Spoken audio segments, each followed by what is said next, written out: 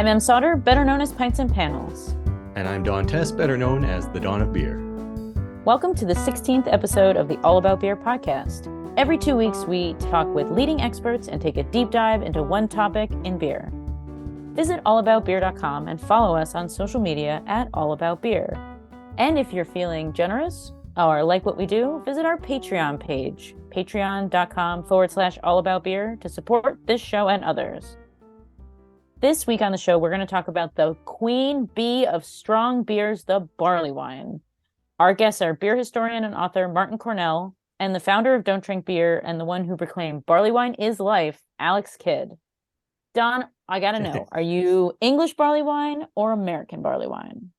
I'm going to take a cop-out answer and say both. Because well, you know, I love all beer, but I love the hoppiness of barley wine. I am American barley wine. I am, a hophead, but I also love tradition and, proper English ale. You just can't beat it. So really, I drink anything because I'm a lush. How about you, Em? I was also going to do the comment. Okay. I scooped your answer. This is what I love. American barley wines for the assertiveness, they're just really, really unique. There's a lot of really great ones out there, classic ones. They showcase kind of a history of American brewing, since a lot of these came around in like the 80s and 90s. They're a lovely throwback to the like old school American scene. And then I love English barley wines for their character, that like rich malt. I love when they're barrel aged, you get a little barrel character. They're just really lovely, drinkable after dinner. They're like great on its own. I want a little fire. I want to put my feet up. I want a little barley wine. And then I want to lie down, take a nap. Maris Otter malt. I like, yeah. The English ingredients exactly. really shine, especially the malt profile. It's a great showcase for malt. I love it. I love barley wines. They're great in moderation, obviously, because they're big. Those are big children. But yeah, we'll get into a conversation and introduce our guest. But first, if you'd like to help support the All About Beer podcast, reach out to podcast@allaboutbeer.com. All About Beer is back, and we're asking for your support to help provide the independent beer media this rich and colorful industry deserves. Visit our website, allaboutbeer.com, where we're frequently posting new content. And please consider throwing us a few bucks at patreon.com/allaboutbeer. We have low-cost memberships for individuals and small and large companies alike. Every dollar goes to help produce new articles and podcasts.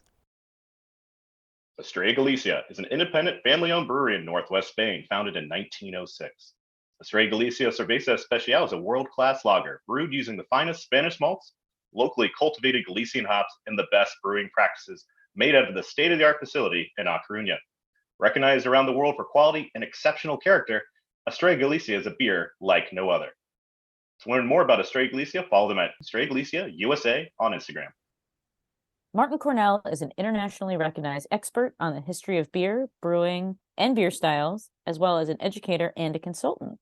He has spoken on beer conferences in Denmark, the Netherlands, Brazil, the United Kingdom, and the United States, and his work has been translated into more than half a dozen languages, including Swedish, Italian, German, Greek, and Portuguese.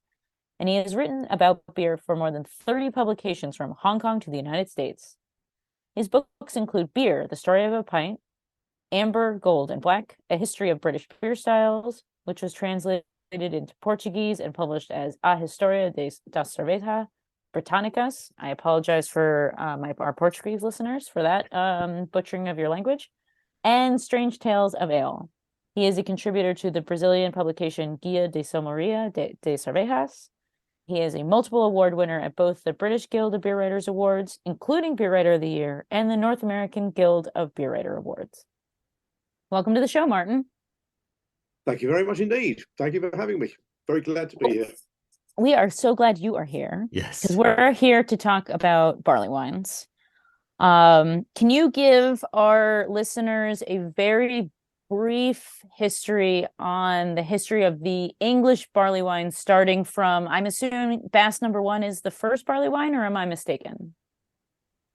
Well, it depends on your definitions, as these things so often do.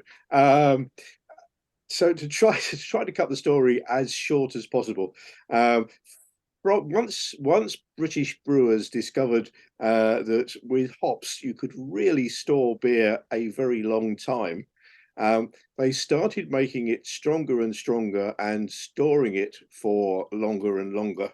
And so by the middle of the 18th century, they were getting up to really long stored beers, particularly the kind of aristocratic brewers who would have breweries for their estate workers. And these guys were keeping beers sometimes more than 20 years before they finally tapped it. Obviously, that's not a thing that any commercial brewer could do. But commercial brewers were still producing pretty strong beers up around the kind of 11-12% mark, and storing them for a year or two or more, and then selling these commercially, obviously at a high price. Certainly by the start of the 19th century, and these beers were being exported. Funnily enough, these were the beers that were at first exported to Russia from Burton-on-Trent, which specialised in these sorts of strong beers, before the imperial stouts and so on began to be exported to Russia. I did not know that. And I also did not know that. They later also found themselves being used on Arctic expeditions. So there was another brewer in Burton-on-Trent, Samuel Alsop. They famously produced an Arctic ale, which was around about original gravity well up over the 1100, around about 12-13% alcohol.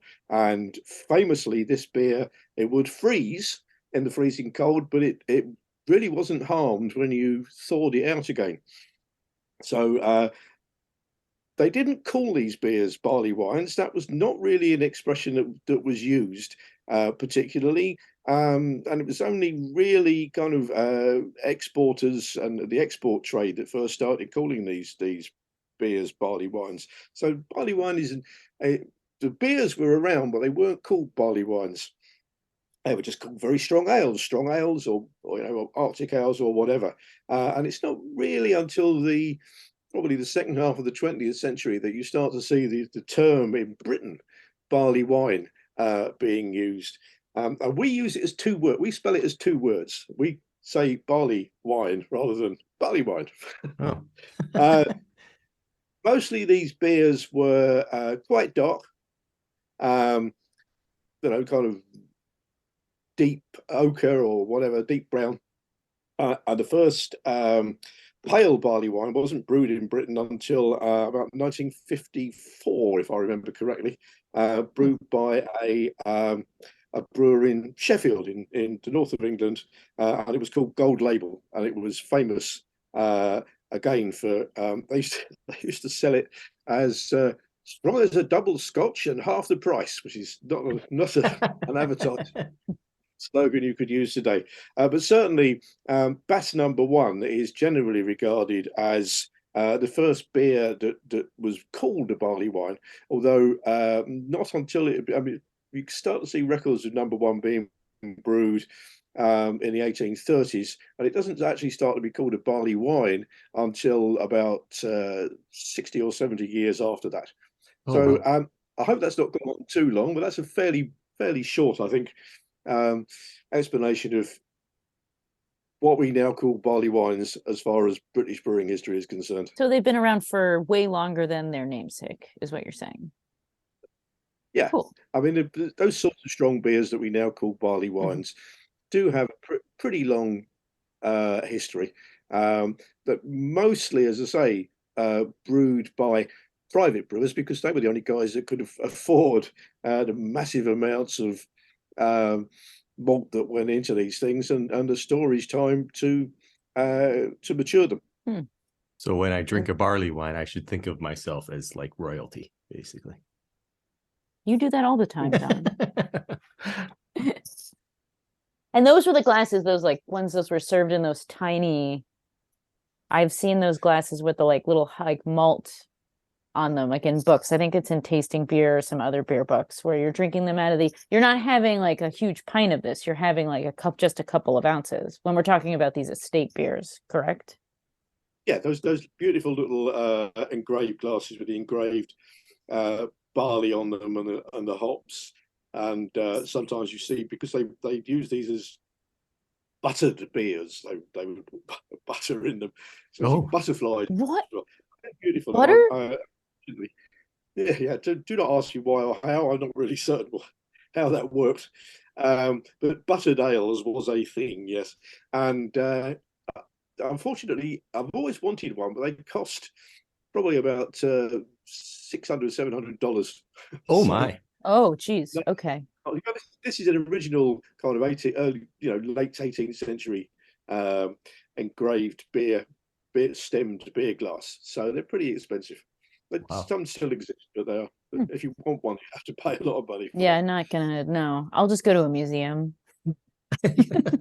I have to ask then, Martyn, have you ever actually tried adding butter to a barley wine that you've consumed? No, I've done the egg flip thing, which is where you boil the beer or heat the beer with eggs and then pour it. Now, you can't see me demonstrating this, but you pour it from a great height into the glass, and that's quite tasty. But I've never done the butter thing, no. With eggs? Eggs. Okay, so like I've learned so much already. Wow. Okay, that's cool.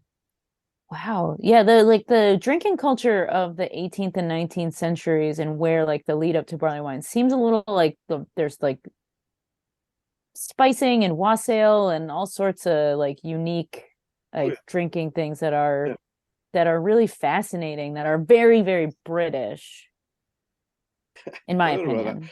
The long aged beers I talked about, this is a thing that kind of disappeared out of people's knowledge, and it wasn't until I started finding these references in newspapers to what was going on.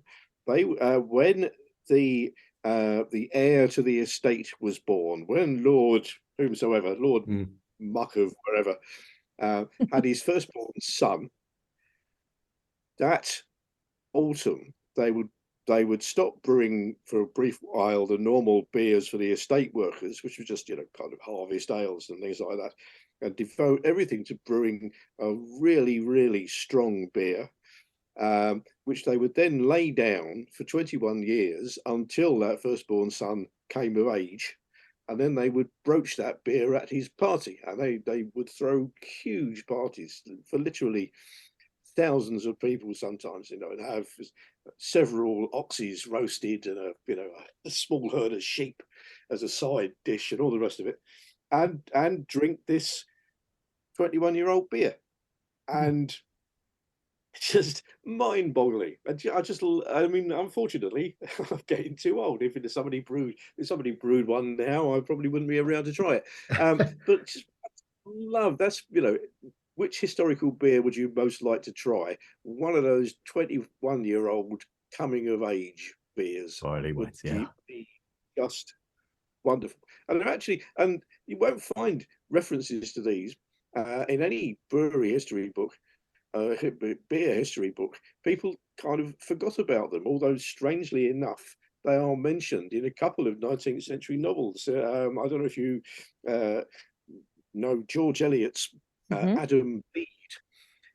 Those English literature graduates might know that one. She mentions the fact that the local squire was going to have a party for his eldest son's coming of age, and all the local farm workers who'd been invited along to the party, talking about they wondered what the beer was going to be like after 21 years. So there were references to this beer, but it got forgotten about, and it's only now that you can search old newspapers on the internet that you can discover that this was actually quite a common thing. Would you it only died out. I think the last one was made just before the First World War, because the Oh, problem was that they started taxing Oh yeah, the homebrew. ABV. Oh, and Yeah, taxation of and homebrew. nobody could afford to brew this stuff anymore because it was just too strong. oh, Wow. Even the Taxation home of, brewers, yeah. the lords or Huh. whatever, couldn't afford to brew it, so it died out sadly. Hmm. of course, a lot of people know or think that modern barley wines, they're okay to lay down and let them age. But could an argument be made that really not merely that they can be aged, but really that they should be aged? I think I think you've certainly got to have some, a minimum of a year or two, and you've got to, I think, let something like Brettanomyces get in there, because you're going to have a lot of higher sugars that ordinary brewing is, the ordinary Saccharomyces cerevisiae just gives up on. Mm-hmm. And so if you're not careful, it's really going to taste pretty strange and undrinkable. I remember another famous British barley wine is of course Thomas Hardy Ale.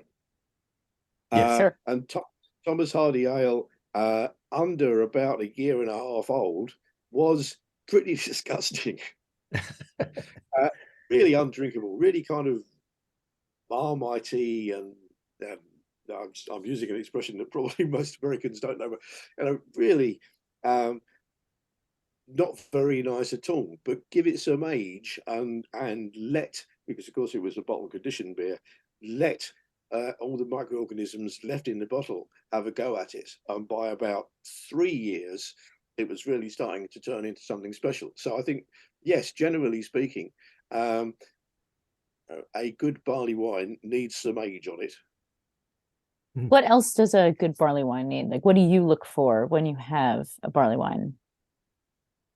I look for a good balance between, you're going to have some sweetness, and I think you probably need some sweetness, but I like some dryness under there as well. I'm not necessarily expecting any kind of floral hop character or anything like that. Apart from anything else, that's obviously going to disappear if it's been aged properly anyway. I don't think floral hop character is going to last much more than about 6 months to a year at maximum. I like some sorts of bready character in there. The esters that you get for that sort of yeast working away. But fundamentally, I don't want anything too sweet. As I say, it's got to have some sweetness in there, but the sweetness should not be, for me, the sweetness should not be dominating, and there should be a little bit, maybe a tiny bit of tartness in the background, and some dryness as well, just to balance it out. I mean, a good barley wine should be delivering loads and loads of different things if it's worked properly. It is such a complex beer. So I totally see that. Like you want a lot of different things. I like how barley wines, there's like a beginning, middle, and end, where it's almost like a lot of different beers, and then the finish kind of is the like example or like the expression of what the barley wine is. You get so many different things throughout. It's a journey. Mm. Yeah. Perfect. Yeah. And certainly you want something that's going to have a really long aftertaste and some good mouthfeel as well. It's just, you don't want anything that's going to be thin. Yeah, in the mouth. for sure. Don, I bet you have a nerdy question that you're dying to ask. Well, I think you've actually kind of answered them, Martyn. I wanted to ask if in brewing barley wines, it would have been the first of a party guile, but it sounds like they were actually one-off brews. They were special brews. I think, well, it would depend on who was doing it. I think as far as the amateur guys were concerned, yes, they probably were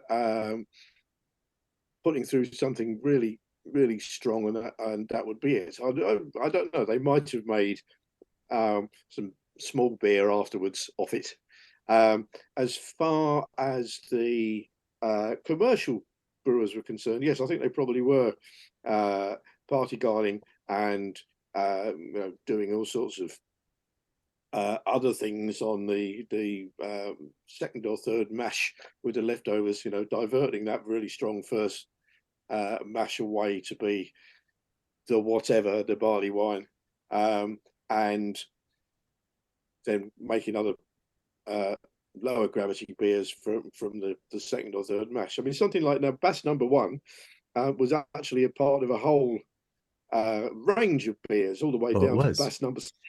Oh, okay. That was in a particular style known as Burton Ale, which is terribly confusing because people think Burton Ale, it must be like IPA.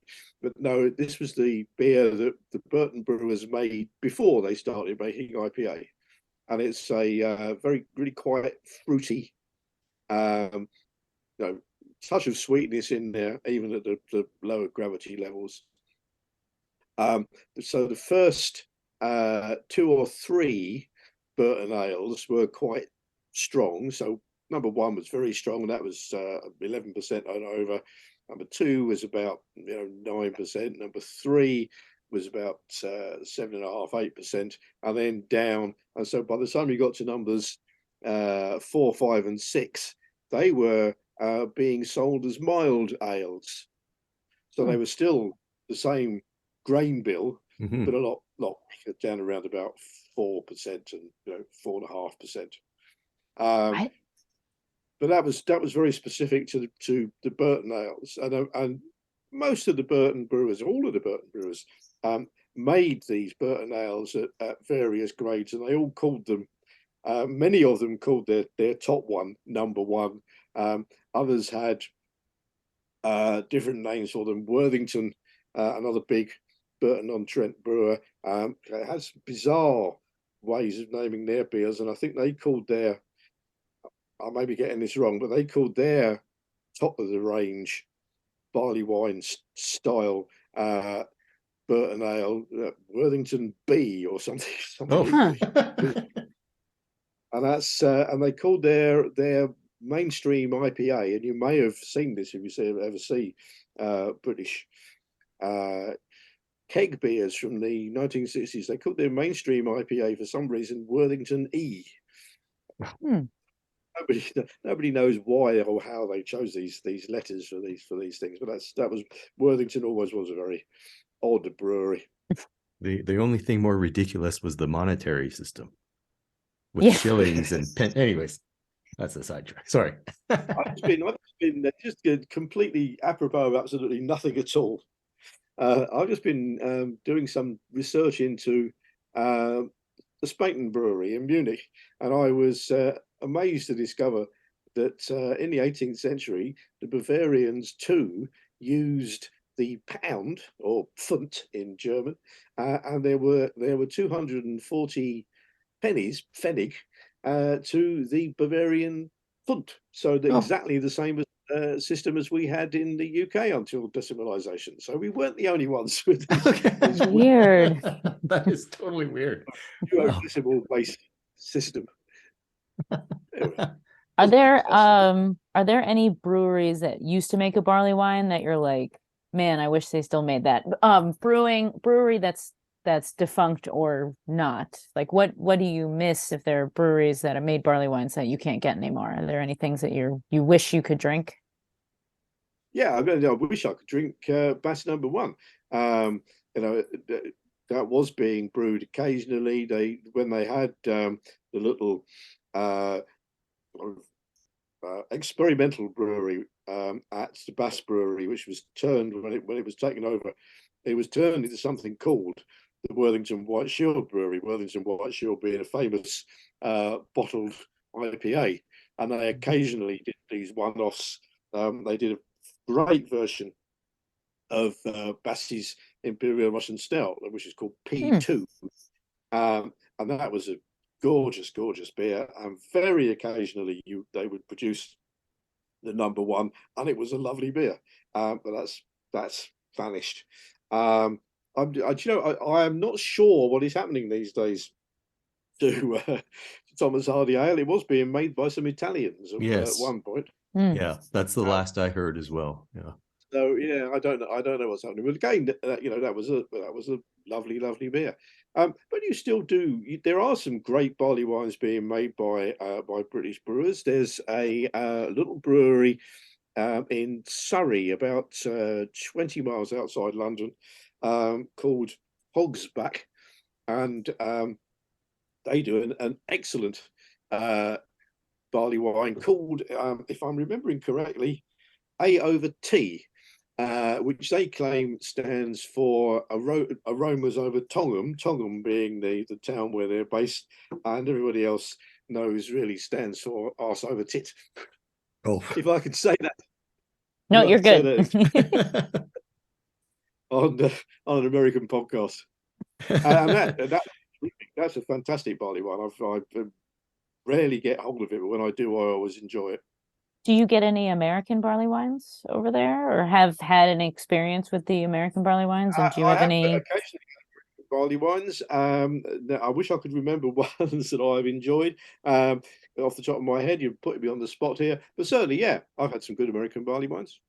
Do you like that, like, hoppiness versus the way that the English make it? Or, I mean, I know they're different. Yeah, they tend. In my experience, they do seem to tend to be, on that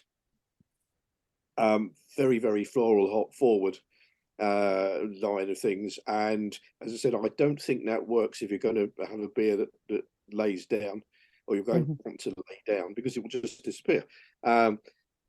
But providing that you're not getting too much sweetness in the beer, that can still work very well.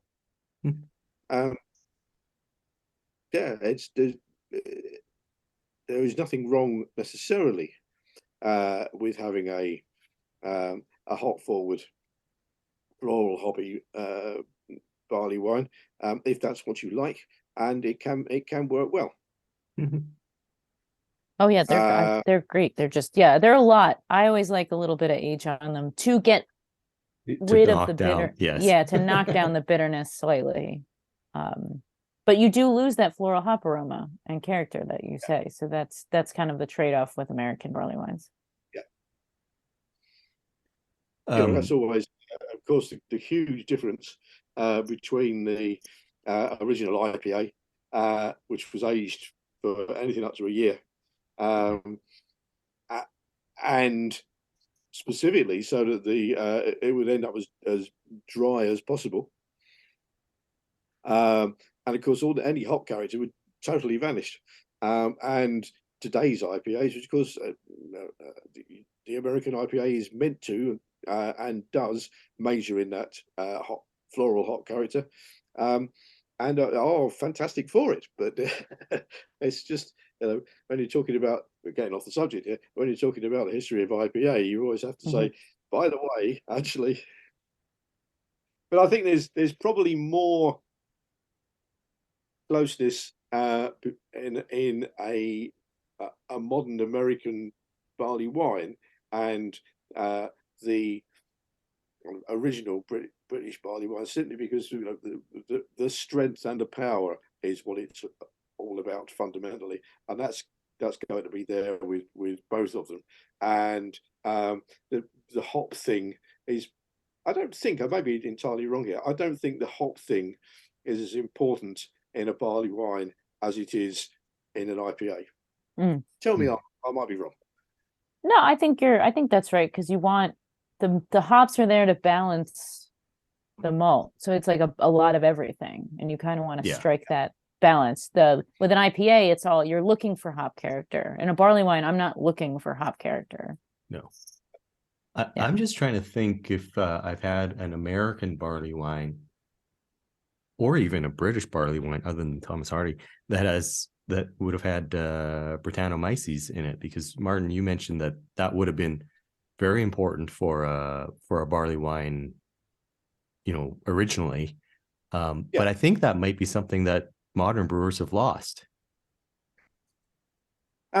Yes, I am not a technical brewer, so I can't comment on that. Yeah. But I think Brett really brings a character to any strong beer, and I like to see it in there. Yeah. And certainly, the things like the original Arctic Ale, they would have had Brett in there simply because it was ubiquitous in any Yes. brewery century. They didn't know what it was, Right. but they just knew that leaving beer around for a few months had an effect, and that, of course, was the Brett doing its thing. And of course, Brettanomyces actually means British fungus. So, indeed. Well, I mean, it was discovered in a stock ale. I'm telling you a story, or it was discovered and announced in a stock ale by Niels Thiggy Clausen in Copenhagen. There's a story you may not know. You may not know this one. It had actually been discovered earlier by a chemist and scientist working for Guinness in Dublin. But Guinness were and are a hugely secretive company, and they wouldn't let him publish this discovery. And it wasn't until the 1940s, I think, that somebody found the papers that he had written at the time and realized that about 8 years before the guy in Copenhagen, he had discovered and isolated what was later called Brettanomyces, which amuses me intensely, because if he had been allowed to publish, then we might be talking about Hibernomyces. Yeah. And not Oh, that's wonderful. But again, I mean, you probably know that another Guinness scientist did a huge amount of work on statistical analysis, and he was allowed to publish his results, and he was famous in the world of statistics. But they wouldn't let him publish under his own name because they didn't want people to realise that it was a Guinness guy that was doing this, and therefore that Guinness were using this kind of statistical analysis of their brewing. So they made him publish under the name Student, and so Student's t-test is now something that every statistician learns about. And it was only again, I think, after the guy died, but certainly a long time after he had published it, so they finally revealed what his name was and that he'd been working for Guinness, but Guinness just wouldn't let him. They're so like, they don't tell, Guinness won't tell you anything. I went around, I was shown around, I was very lucky a few years back to get a first look around the new Guinness No. 4. Oh, wow. Brewery. They've just built on the north side of the street to let them now brew everything in the one place. And it was just before it officially opened, I think. And they led a party of beer bloggers around, which I was one, and they were saying, "No pictures, no pictures." Yeah. And I was standing there, by my camera, going, "No pictures." Well, it's still cool that they let you see it, because they don't tell you true. anything. No. So. But I got some amazing shots, considering I was literally shooting from the hip. Oh, we won't tell anyone. No. Well, now you just outed yourself. Yeah. You'll never get invited to a Guinness brewery again. That's how secretive they were. They did fantastic, beautiful looking. If you're into shiny, and I'm into shiny, if you're into shiny metal, large amounts of shiny metal, it's beautiful looking brewery interior with this enormous mash tuns and coppers. That you could lose most craft breweries inside one of these mash tuns. No, we can't take pictures. Oh, what the hell, Who cares? I mean, yeah, you've seen one mash tun, you've seen them all, but that's Guinness for you. So yeah, well, I'm afraid so. Yeah. Very odd. Well, before we finish, is there anything you'd like to talk? Is there anything you're working on right now? Any projects that you're working on? I heard maybe a new book. Yeah, well, I've just finished finally, after a long time, the world history of porter and stout. I was commissioned to do that by an American academic publisher. That's awesome. They said, how long do you think it would take? And I just written something for I don't know if you've come across them, National Geographic. I have this whole series of beer and geography, and I just finished a thing on the way that porter and stout started off as a very local beer in London and very rapidly became the first beer to be brewed literally around the world and to find a market literally around the world. So I said, oh, I'll expand that into a book. And they said, oh yeah, great. How many words do you think it will be, and how long do you think it will take? And stupidly, I said, oh, it'll be, I don't know, 80,000 words, sort of normal book length. And that shouldn't take more than about 6 months. And so 5 years later, I reached 400,000 words. And I thought, oh my goodness.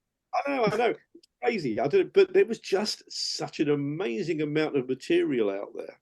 Mm-hmm. And as I said, this is the great thing about doing any kind of research today, is that so many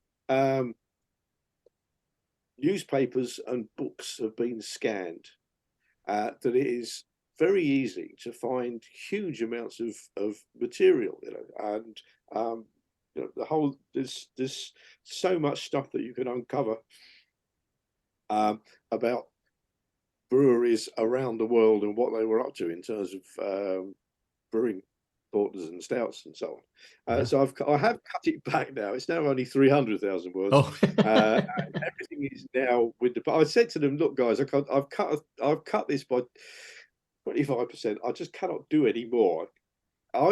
Is that okay? Or am I actually going to have to pay someone else to cut it because I can't cope?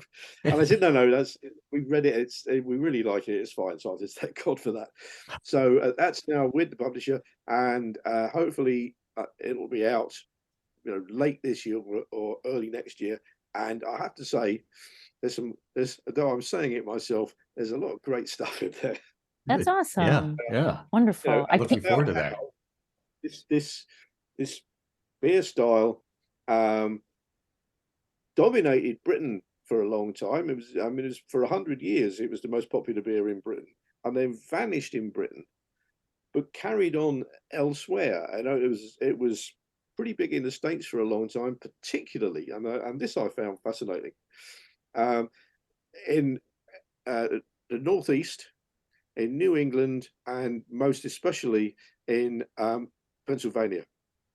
Pennsylvania is a huge market for porters. That sounds like a future episode. I don't know. That's where George Washington, he went to Philadelphia to buy his porter. Yeah. That's where, and that post prohibition, something like a third of all porters. Porter came back, not in a big way, but it had been 13 years since anybody had drunk it. So many porter brewers died, and all the young drinkers that were drinking legally for the first time didn't know what the hell this strange roasty black stuff was. But it was still a reasonable market for porter post-prohibition, and the biggest market again was in Pennsylvania. Yeah, Yuengling Porter is one of, we don't get Yuengling Porter in Connecticut, but yeah, Yuengling Porter is huge, still huge in Pennsylvania. Yeah. But porter, you can't see me doing my air quotes thing here. By then, of course, that was Yuenglings was very much colored with caramel. Yeah, that's not a real. It's a what's that called? It's a pre-prohibition style porter, because it's just essentially it's not a.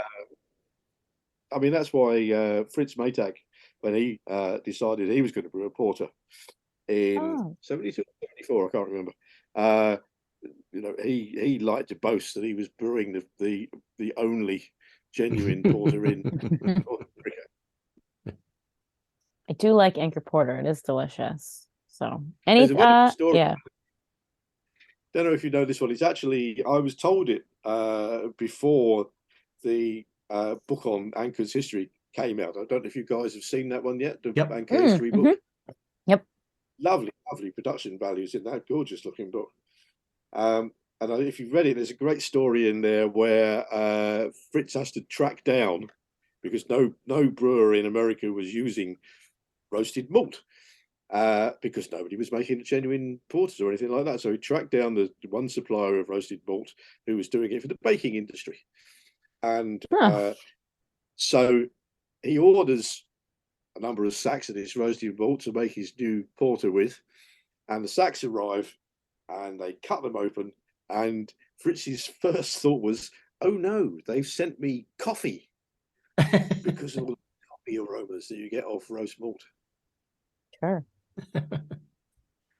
So that was that. Then he realised that no, they hadn't really sent him coffee. And as you say, yeah, made a great beer. Great porter, yeah. So, yeah, it's still a very, very tasty beer today. There's a lot of great porters in America, but that's for another show. We'll talk about porter next time.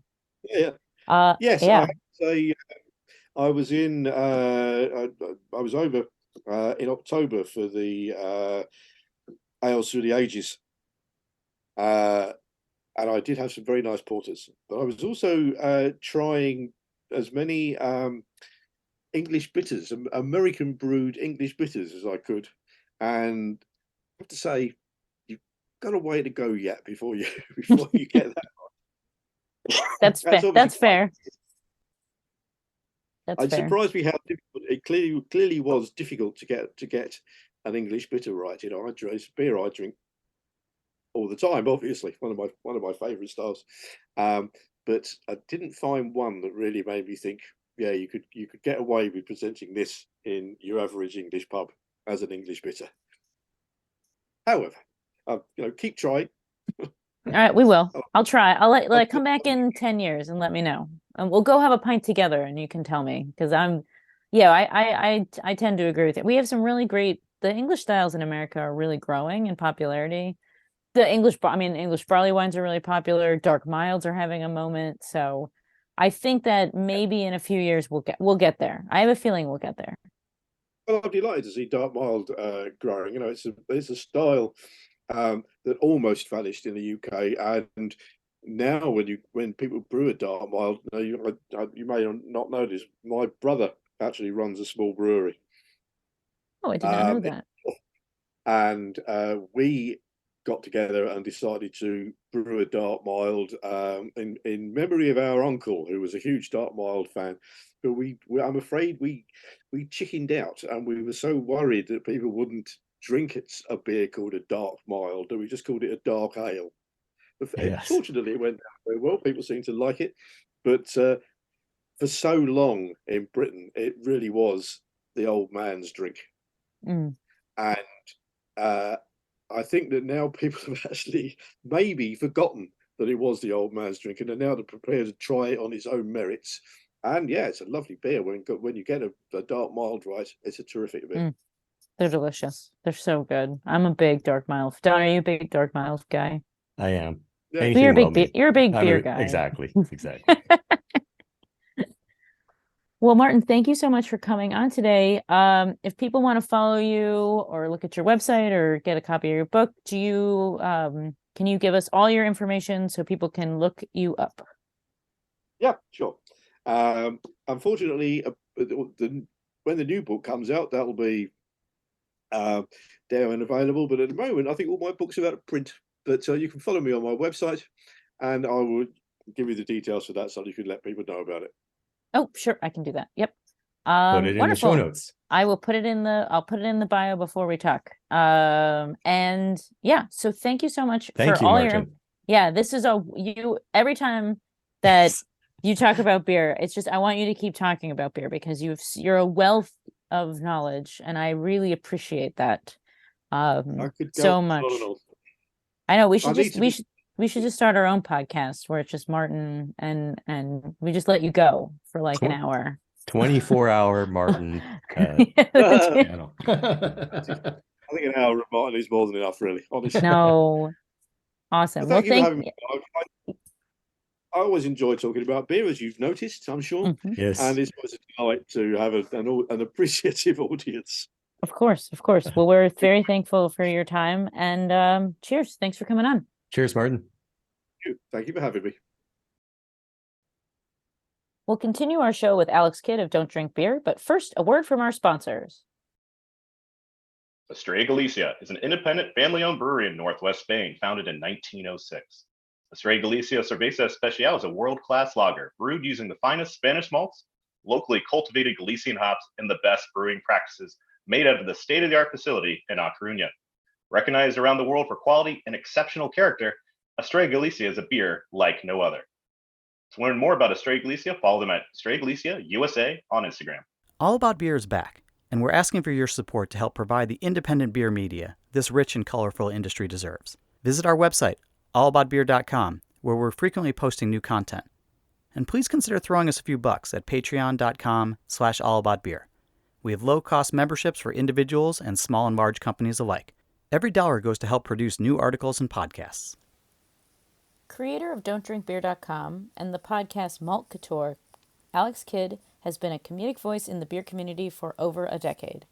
Providing everything from criticism to levity and everything in between, Alex provides an insightful perspective on the dark underbelly of the craft beer world.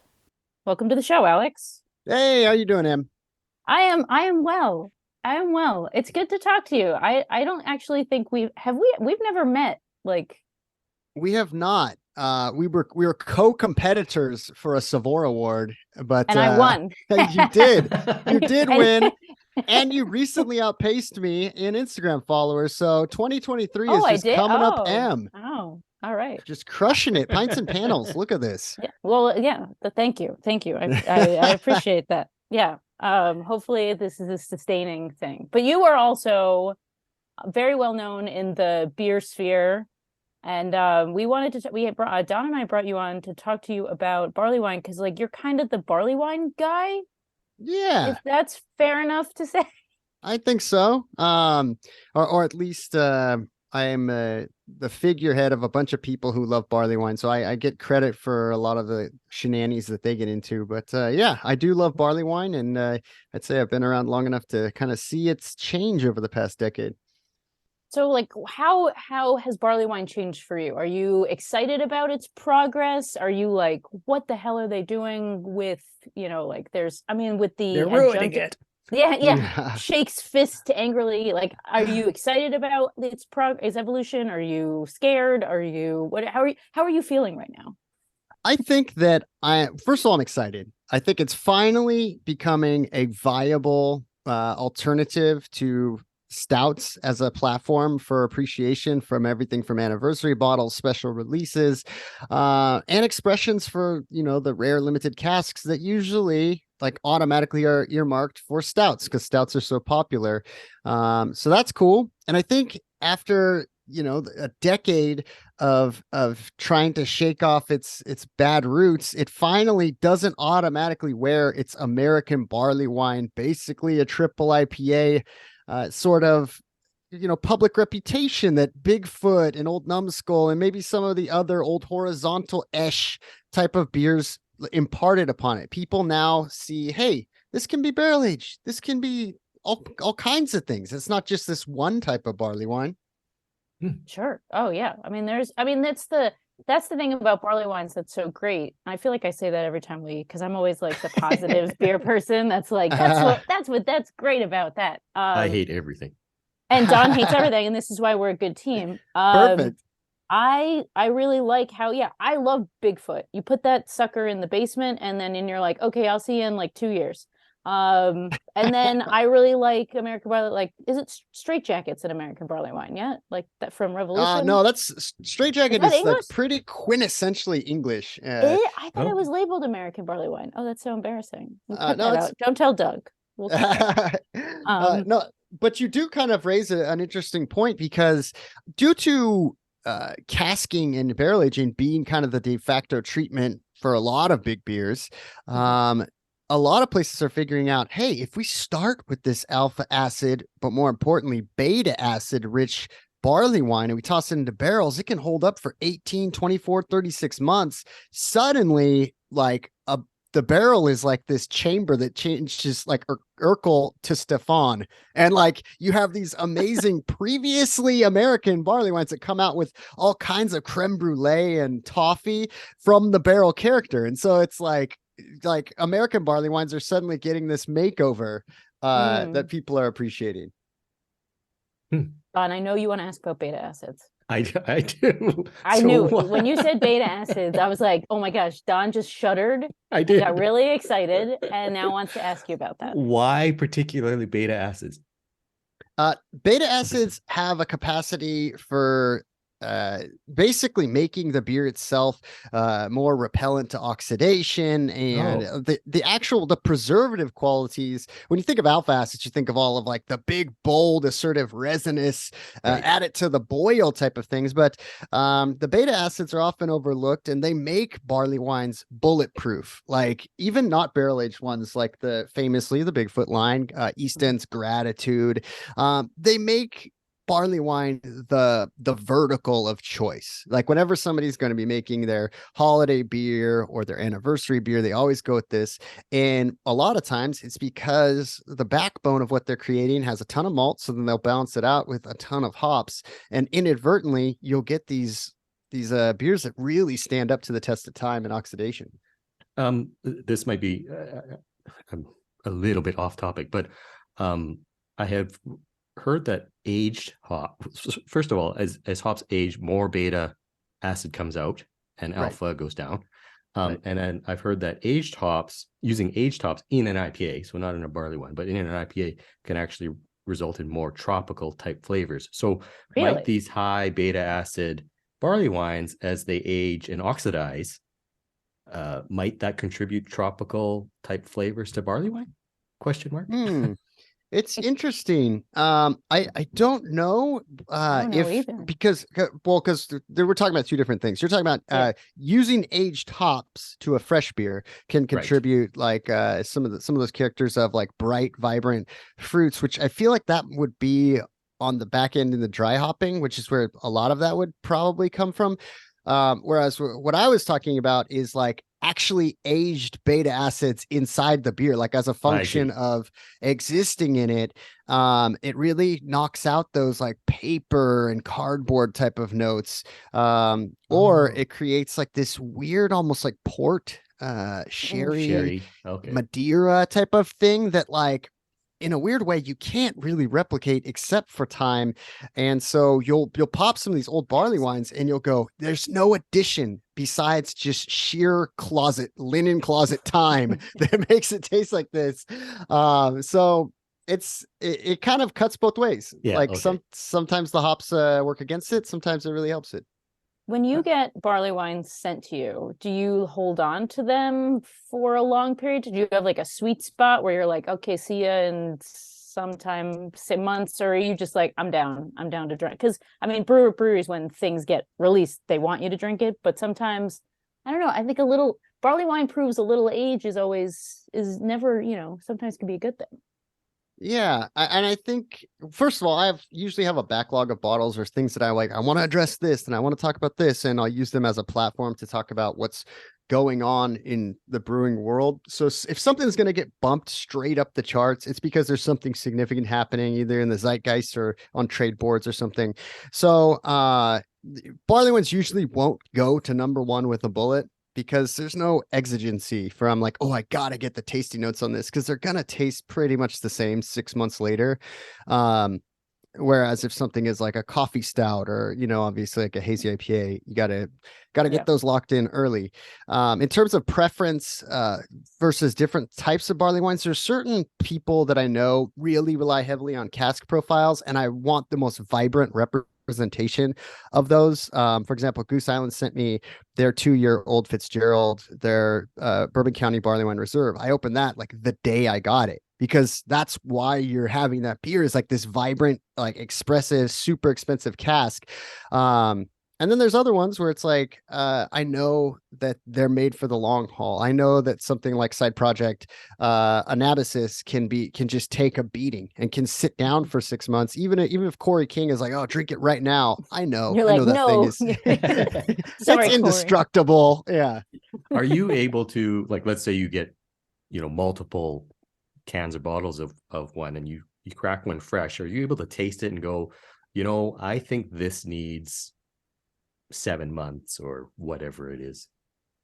Yeah, I hate being like that fusel mouth or someone who has like kind of a baby palate, because essentially I feel like I'm telling the brewers like, oh, you released this too early, which is almost always wrong. Almost always wrong.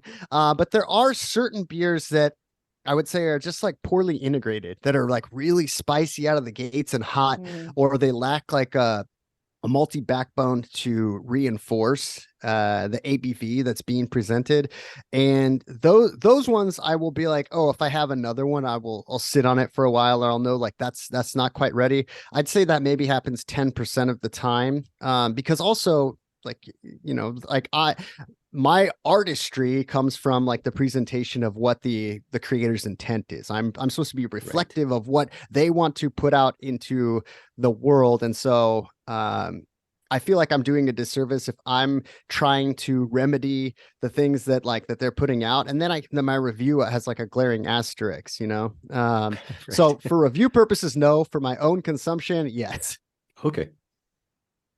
And do you find? I'm sorry, No. Go ahead, Don. I just wanted to ask, because you mentioned earlier on that oxygen is, one of the things that will change barley wine. Are you finding, like, do cans and bottles behave differently?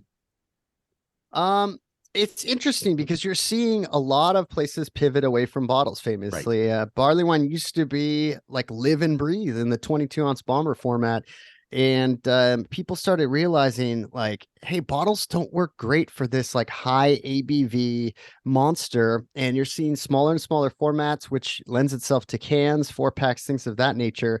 I don't really notice a difference between like, and I've had old, now they're old. I've had old cans of East End Gratitude. I've had the paper wrapped bottles, which you would think those would be the most ridiculous, like paper wrapped around green glass.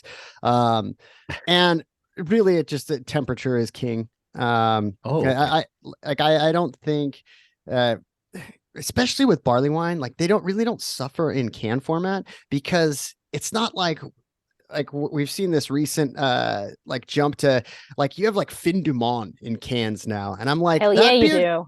Like that's cool. I love the idea of you're out kayaking drinking a triple, but like I want like a 3 volume. I want it heavily carbonated. I want that crackle.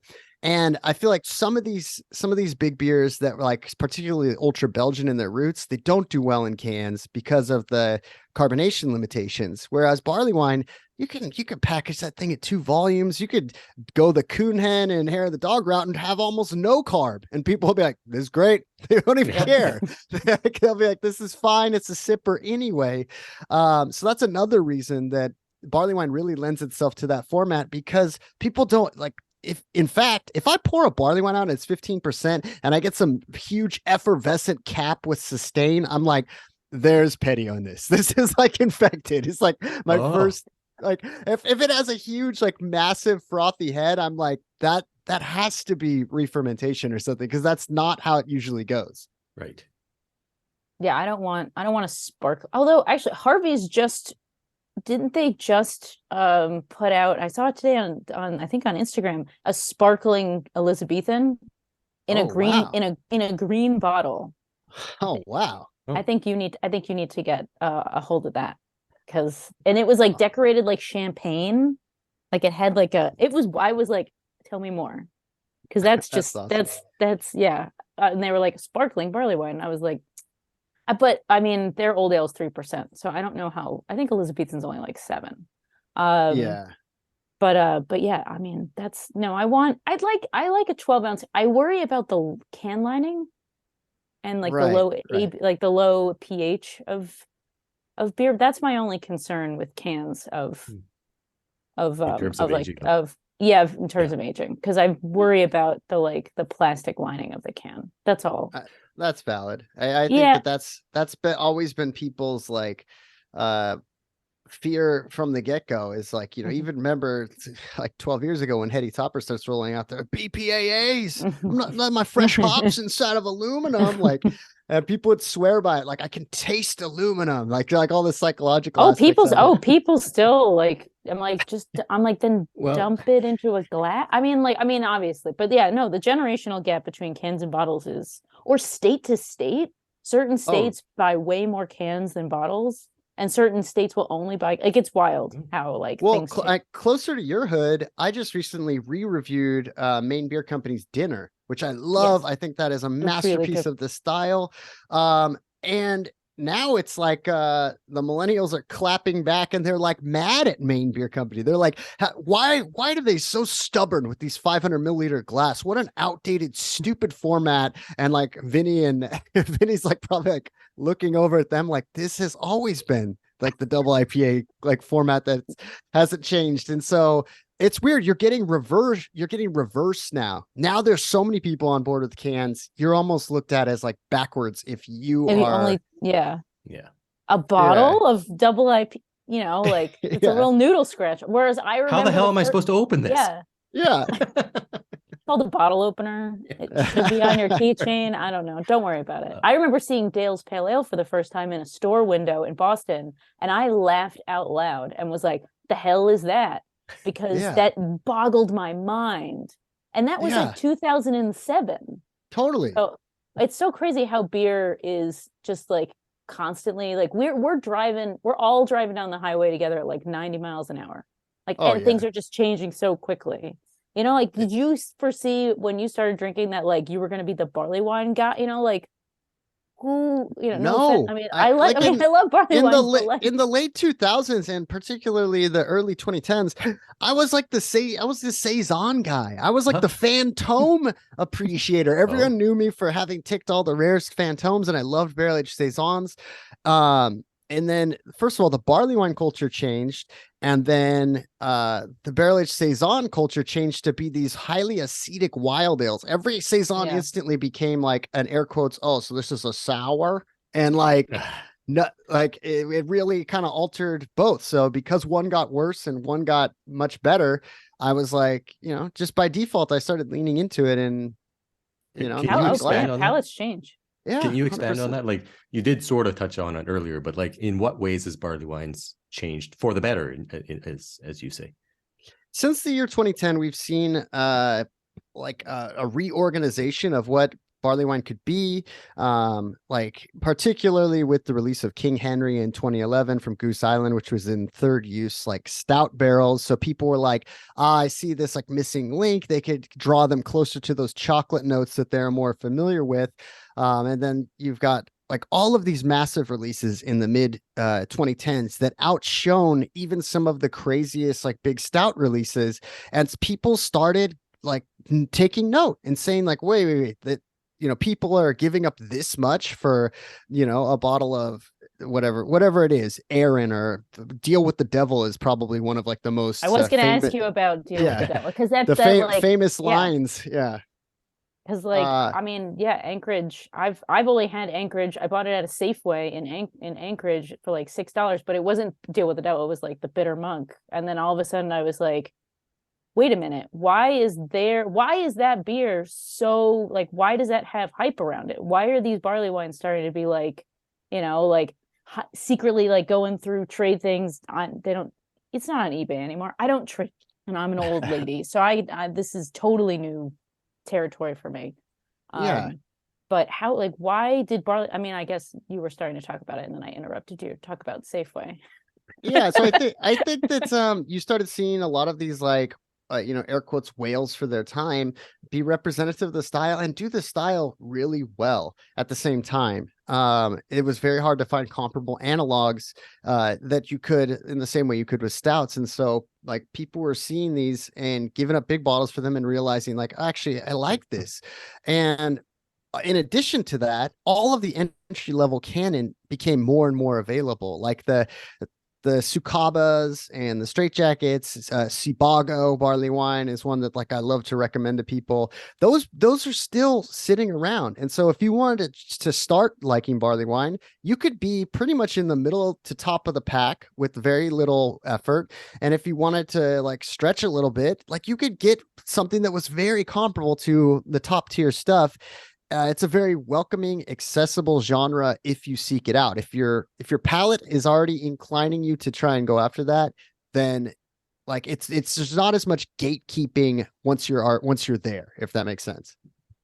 Yeah, well, they also sit on the shelves really, like you can find barley wine on the shelf and be like, you don't have to look at a bottling date or a canning date. You just that it's if even have an age on it. Like that's my favorite part about going to like visit other places. And you're like, oh, I can buy that and not worry that it's going to be terrible or, oxidized or, other things like that. So, or it is in a weird way, because there is so much customer aversion to things they don't want, higher alcohol, or like things they're not familiar with.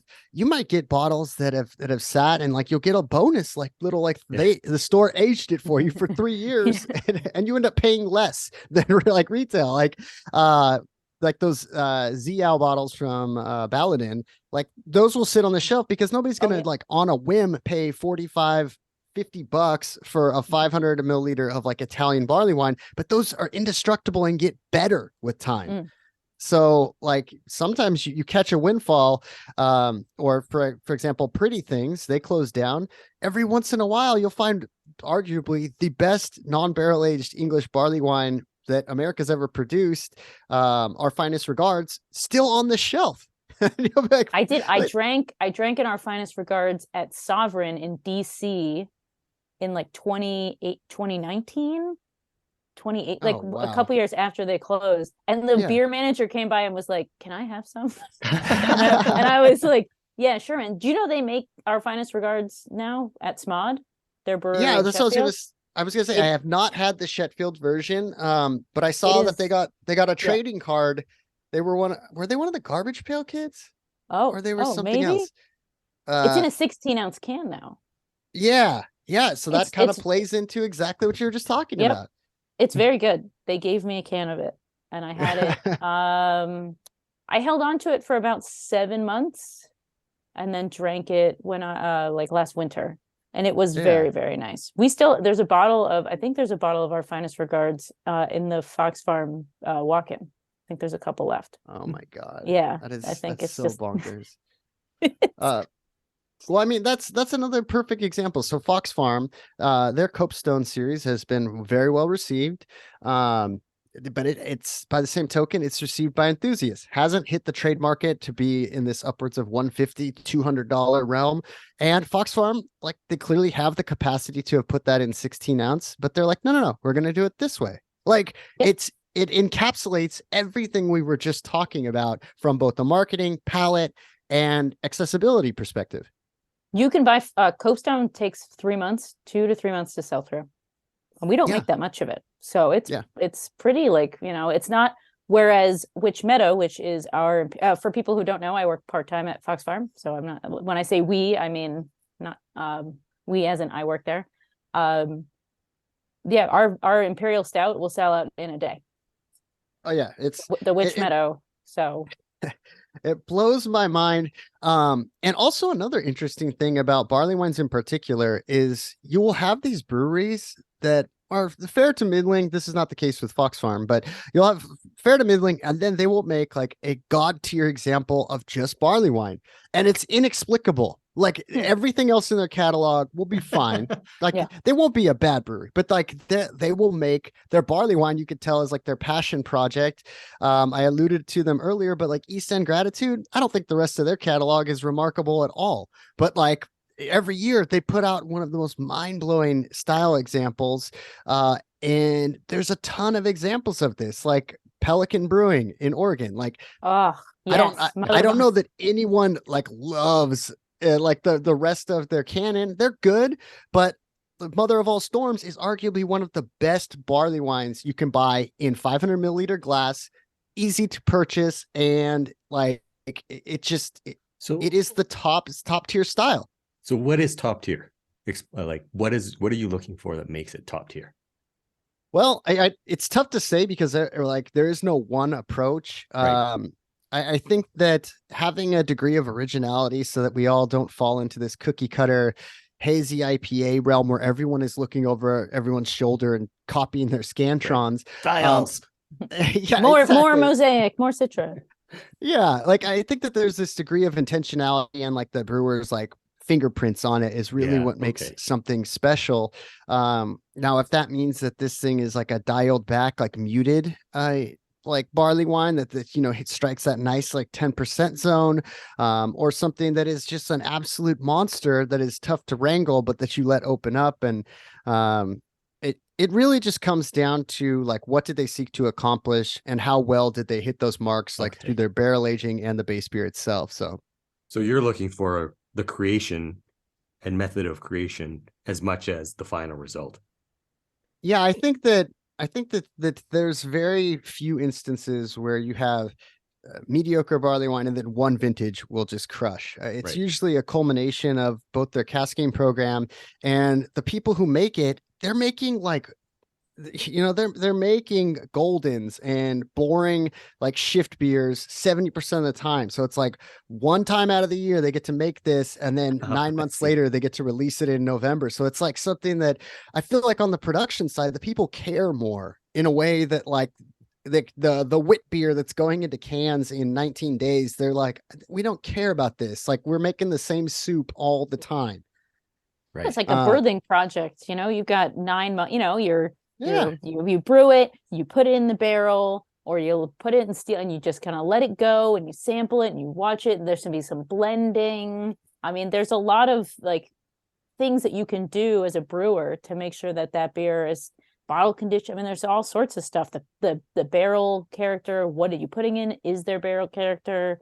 I mean, the higher ABV there's a lot of stuff that goes into barley. I mean, yeah, it's not a style that I like gravitate towards unless it's snowing, or it's a special occasion. Like you've got one of those, like, let's say like 750 milliliter Fremonts, and you got like 4 people over after dinner, and you're like, okay, everyone's having some, or like after Thanksgiving. That's a great it's a great sharing party friendly beer. Absolutely. And I think that like with the way that COVID like came upon everyone, that like they lost a lot of those opportunities, and you really made you focus in on the social capacity of beer and how important that is. And like the barley wines have been back in a huge way. Like all these breweries that were holding them back or weren't able to make them or probably didn't see much profitability in them. Now that things are opening back up a little bit, like you're really seeing this social component come back. And responsible or irresponsible, like the Dark Lord Day is back in person and people are embracing it. And it is cool because like you alluded to, you're not going to sit down and have a 15% like 750 to yourself on like a Tuesday. Well, I don't know. I don't know what your life is like. Yeah. Don would, but we're not all Don. I don't have friends, so you have friends. Stop it. You have me. But I think that that's very much the case. Like the sharing, the saving, the savoring, and then it becomes like an event in itself when you finally decide to open it. You mentioned temperature as being very, very important for storage of barley wines. What temperature? I would, there's always like the classic like wine locker, like people have the split zone and they'll put it at 43. I think keeping them cold and just having them relax for a while is fantastic, which is ironic because the serving temp on barley wines I think is far closer to like high 50s, or even if you get those private press bottles that really lean hard onto oak and blending, you could even go like 60, 61 degrees. So it's like whatever you're storing it at is not the same temperature that barley wine like really thrives in when you finally serve it. So it is kind of duplicitous, but again, it is such a hearty like indestructible style. You could probably keep a barley wine at room temp for like 6 months and it's not gonna turn into tissue paper like overnight. Right. Okay, awesome, thank you for that. Anything else, Don? No, that was my practical advice that I needed to Oh, drink. okay. Yeah, so that I Yeah. don't, drink all my barley wine all at I once. usually take them out an hour before I drink them. Yeah, That's I think yeah. that's good. Well, let me ask you this. So one thing we've been seeing a lot, speaking of Brad Clark at Private Press, is this fascination, particularly with barley wines and decanting. Have you ever messed around with decanting a barley wine? I have not. Yeah. I normally just pull it out of my husband and I share a can or a bottle, and I just put it in 2 glasses, or I'll let it sit on I have never opened it and let it sit out opened for an hour. What would that do? Are you just would it do the same thing? Like, why? Like, I've never decanted a beer before. Don, have you ever decanted a beer? Not that I can think of. No. Yeah. All right. Why would I do that?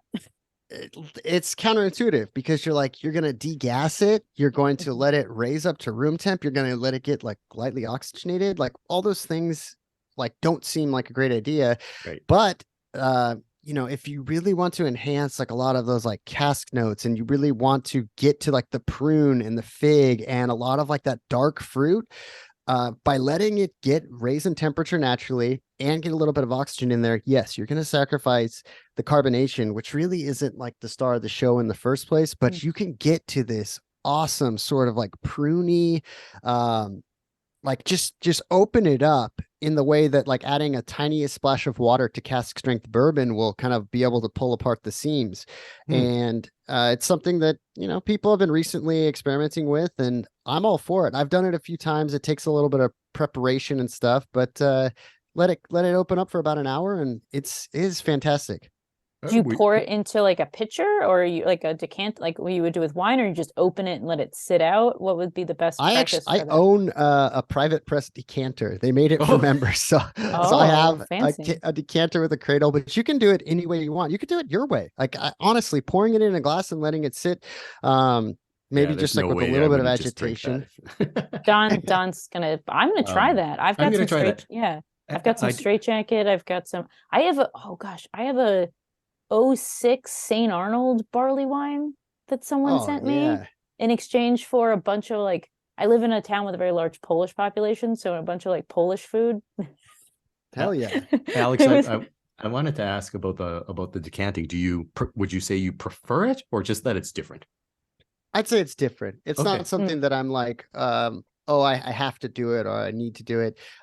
More if I think that a beer has some complexity, or could benefit from enjoying it in a different way. If you have 2 bottles, try decanting one, and then try it later on. Try it just normal, because for all of me talking about the virtues of not subverting whatever the brewer is trying to present to you, you can play around with some stuff. Don't be like my YouTube videos, putting them through cheeseburgers, but you can do within reason. No sky pours. Yeah, sky pour. I mean, sky pours basically is a aesthetic decanting. Yeah, that's true. Yeah. Yeah, that's something that I definitely want to try. I've never even thought about that, but I like the idea of it, and I think that could really raise the barrel character. I like that a lot. I'm gonna try it. Not tonight, because I'm tomorrow night, and then I'll let everyone know. Drie Fonteinen to blame for this obsession with decanting, because when the first blend of Zene came out, it was aged in sherry barrels, and so everyone was like, "Oh, sherry, we got to get this oxidized." Then did the exact same thing. That became the new hotness, was decanting your Zene. So I think it comes from that. Interesting. There's so many things that I think I know a lot about beer, not to sound like a jerk. But man, do I not. There's always something new to learn, really. That's the fun thing about beer, is I've learned something new today. Thank you, Alex. Yeah. So wonderful. Before we go, Don, is there anything else you would like to add? No, this was awesome. I love that. No. Yep. I want to it's 4:36 right now where I live. That is not barley wine time. Well, I mean, any time can be barley wine time, but needs more snow. Yeah, well, it's like 60 degrees here in New England, which we didn't really get a winter, which stinks. Don probably has more snow. Well, he lives in Calgary, so he has. We have about. You have I'm looking snow. out my window. There's about 2 feet of snow. There you Oh, go. wow. But before we go, where can people learn about your website, your podcast, your Patreon, all sorts of like what do you Let's anything do you the want to plug? plugs. Yeah, plug. I'll do the plugs. All right. So you can find my main website at don'tdrinkbeer.com. That's gonna be all of like the longer form reviews. You can follow me on Instagram at don'tdrinkbeers with an S, and that's gonna be a little smattering of everything. You're gonna get previews for some of my Patreon content. Patreon.com/don'tdrinkbeer. That is my Patreon where we do everything from like video interviews to speed running like video games and like basically all the content that I like dream to make. Like there's hours and hours, hundreds of hours of content there. And finally, if you're a real Twitter person, you can get like the absolute distilled version of me just at Don't Drink Beer on Twitter, but I'm least active there. Cool. Awesome. Well, Awesome. this was, it was really nice to talk to you about barley wine. And we should, whenever you're in the same place I am, I would like to drink and decant some barley wine with you. I think that would be. Let's do it. I don't know when that'll be, but that sounds like a lot of fun. Perfect. Let's make it happen. Cool. Thank you very much for your time. Thanks so much for having me. Bye, guys. Cheers, All right. Alex. Thanks. So, John, that was a lot. We learned a lot about barley wine. Yes, and a few extra things. I mean, Oh my gosh, we true. got off topic a little bit, but I mean, I just love this stuff so much.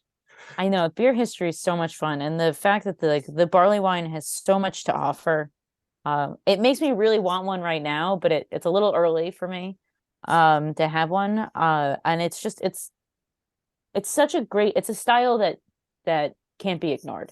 No, I want to know, if you are going to try the butter thing, and or the egg thing, Or the decanting thing. or the decanting thing. Yes, There's so many like hacks and ideas that both our guests have given us that are unique. I'm gonna try all of them. Are you going to try 20-year-old barley wine? Are you going to lay one down for 20 years?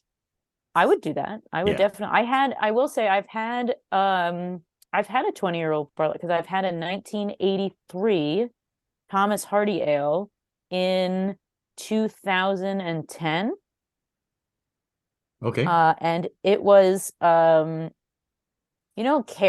that like healthy fake chocolate, fake chocolate. It just tasted like carob, and it had a bunch of cinnamon at the bottom, like it was very chunky. But it was.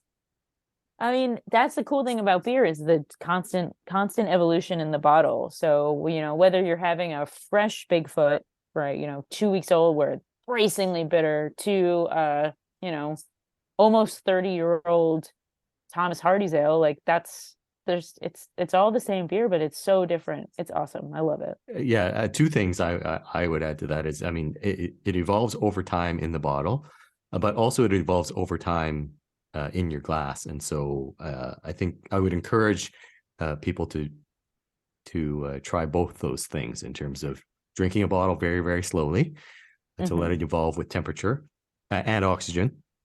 But then also, don't be afraid to buy a case of barley wine that you like, and then drink it over a decade. I think that's so much fun. It's a lot. I do that. So it's a lot of fun to do because you can watch how beer changes, and every time you open a beer, it's going to be slightly different, and that's the fun part about it. Yeah, I agree. So visit allaboutbeer.com and follow us on social media at allaboutbeer. And again, if you're feeling generous or want to check out our Patreon, visit patreon.com/allaboutbeer to support this show and others. If you have questions for us, email us at podcast@allaboutbeer.com. That's also the email for feedback, suggestions, and to inquire about supporting this show through advertising. Speaking of advertising, here's a short word from our sponsor. All About Beer is back, and we're asking for your support to help provide the independent beer media this rich and colorful industry deserves. Visit our website, allaboutbeer.com, where we're frequently posting new content. And please consider throwing us a few bucks at patreon.com/allaboutbeer. We have low-cost memberships for individuals and small and large companies alike. Every dollar goes to help produce new articles and podcasts.